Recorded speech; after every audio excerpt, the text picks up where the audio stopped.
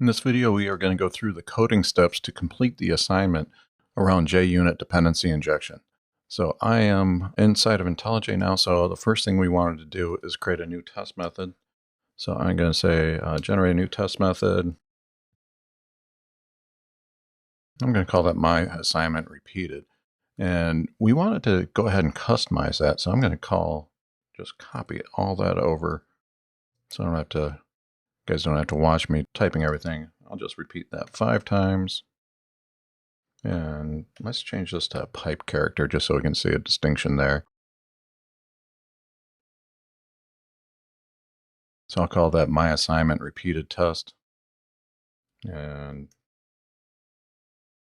that'd be just some test implementation. So that doesn't really matter very much. And what we wanted to also do, so go ahead, well, first let's go ahead and run this so we can see the output of it. So now we can see my assignment repeated test and then the test iterations, and we can see now that I've changed that pipe character, so that looks good to me. Now what we wanted to do is do some type of output, and the assignment was to go ahead and extend out the interface. So what I can do is come up here and say default void, and let's call this before each. And I'm just following a convention here. Doesn't need to actually implement that. I could call the method anything I want. So that's the annotation that's really driving it for each. And I'll call this console outputter. So that way we have something. I'm not sure how you spell outputter. 1 T or 2? We'll go with 1. Which is probably misspelled. But basically what we want to do is do some type of console output. So now if I run my model test, I'm going to show you an error just to reiterate that I know it's going to be easy to run into this type of error. On purpose forgot an annotation. Oh, model test. Oh. I was expecting that to do something wrong there.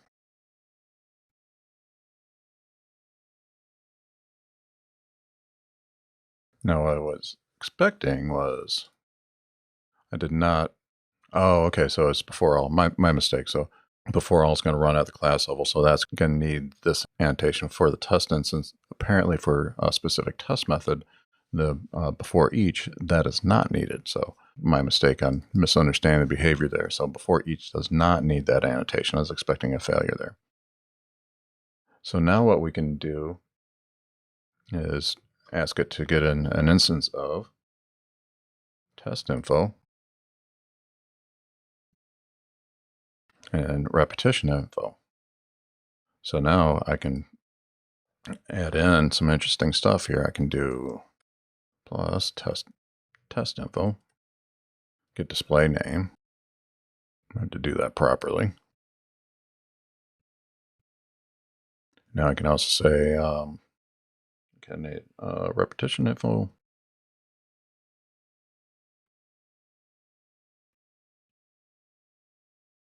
And let's go ahead and take a quick peek at that. We'll run this again. Now we'll start seeing information from that.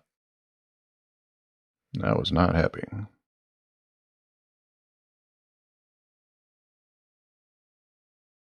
Ah, interesting.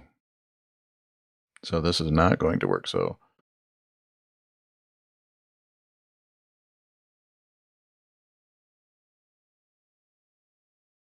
this repetition info is only registered for classes that are repeating tests. So that's not there. It's not available for other tests. So I'm actually going to leave this in as a little bit of a learning opportunity because this is kind of an interesting behavior of JUnit 5.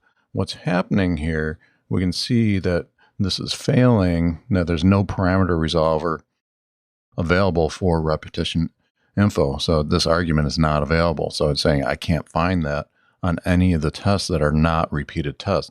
But you can see that it works fine for the tests that are. So the tests that are repeated are working exactly as we expected. So that those are going to function normally.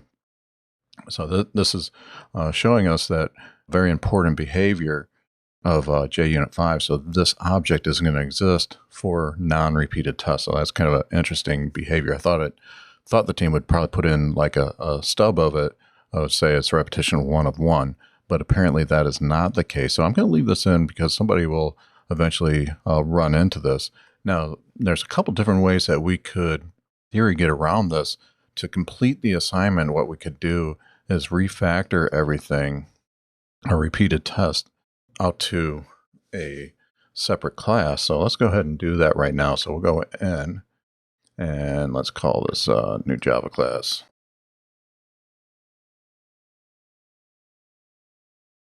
So we'll call this person repeated test, like so.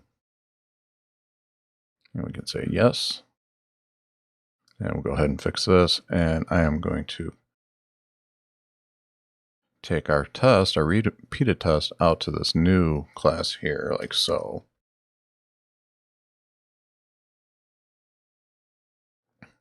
And now let's go ahead and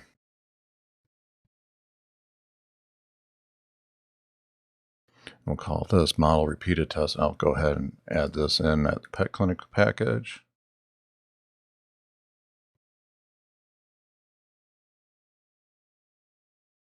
And call that an interface, like so. And we'll say yes. So we're kind of doing some refactoring on the fly here. And we'll go ahead and import that. So this is happy now. And in our model test, what we want to do is remove that. We'll actually put it into this, like so. We'll call this a tag. Call a tag repeated. Now I can come up here, edit configurations, and we'll add in one, JUnit. Call him repeated test. And now we want to say tags. Apply, okay. So let's go ahead and run our repeated tests. Those should run happily. So now we are all green. And let's go ahead. I'm just going to come up here and do a right click and say run all tests. So we can see all our tests ran, nothing failed. And we're getting more and more tests in our little test suite here. So just to recap exactly what I did there is I created a new model repeated test interface, and then I implemented that method because what's happening again for non-repeated tests, this repetition info object is not available in the JUnit 5 context to inject into there, and it was tossing an exception. So I split that out to its own interface, and then I removed the repeated test from the person test, and I created a person repeated test and dropped those repeated tests into those. And that test I had implement the model repeated test. So that's picking that up properly now. So now that is working. And then going back to the original person test, that doesn't have a default method. And what we could do here is just let's take this and we'll go ahead and implement that on model test. So we'll come in, implement that, but this time we'll get rid of the repetition info. Like so, because we don't have that. And we'll just say running test display name. So let's go ahead and run this again, make sure everything is happy.